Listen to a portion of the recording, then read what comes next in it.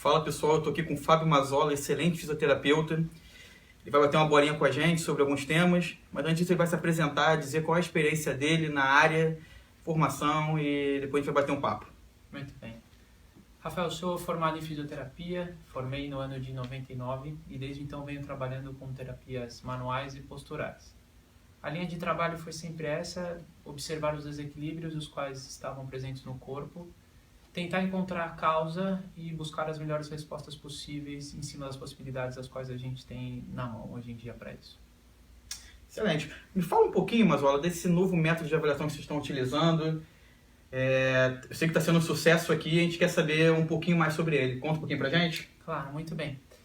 Nós tínhamos uma avaliação totalmente empírica, sem embasamento científico algum ou sem forma alguma de quantificar os dados os quais a gente encontrava. Era tudo muito clínico e na observação do profissional. Então a experiência nos ajudava muito, mas nós não tínhamos como quantificar o antes e o depois, ou até mesmo saber a realidade do desequilíbrio ao qual a gente estava na frente.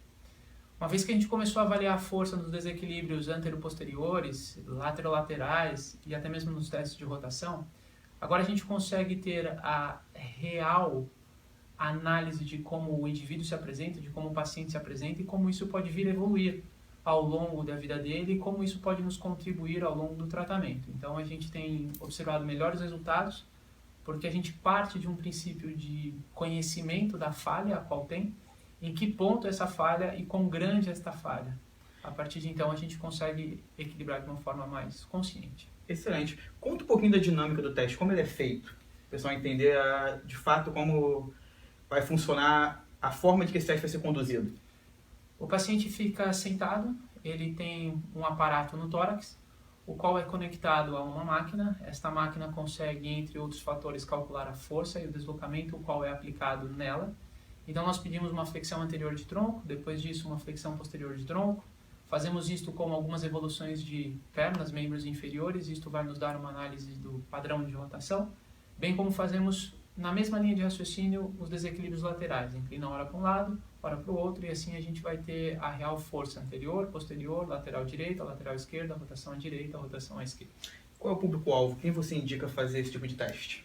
Toda e qualquer pessoa que tiver um desequilíbrio, seja ele dores nas costas ou não, mas se tiver um desequilíbrio no corpo, com certeza vai ter desequilíbrios nessas forças. Podem ser desequilíbrios pequenos ou desequilíbrios grandes. Então, toda e qualquer pessoa que tem uma alteração postural é fundamental que se faça. Agora, existem pessoas que não podem deixar de fazer, é uma outra situação, que se aplicaria a todo mundo.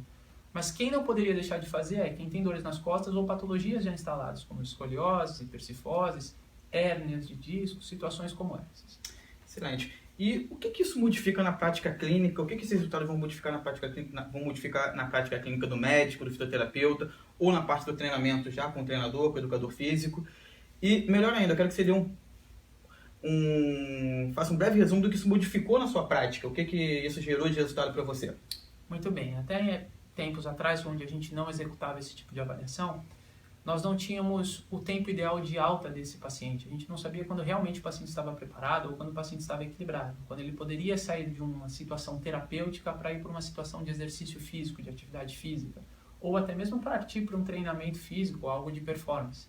Então, hoje em dia, a gente consegue conduzir e ter certeza dos nossos resultados, definindo exatamente o dia da alta desse paciente, com ferramentas que são reais, quantitativas, que a gente pode, com toda a segurança, dizer, não, está pronto para ir para uma próxima fase, está pronto para ir para um próximo tipo de trabalho e assim evoluir.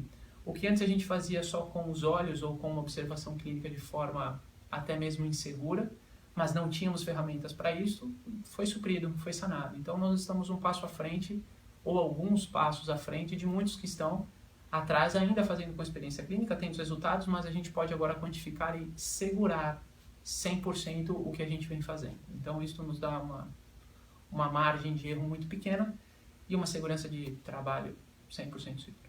Beleza, isso tanto na prática do médico quanto do fisioterapeuta, talvez de parte de treinamento. E vocês associam isso a alguns outros métodos, algumas outras coisas que vocês conseguem trabalhar a partir dessa quantificação?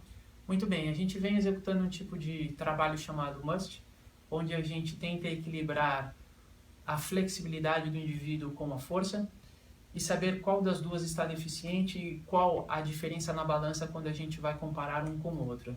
Ainda se faz mais importante a avaliação nesse método porque a gente consegue saber se está na hora de fazer a flexibilização, se já está na hora de fazer o trabalho de força, enfim.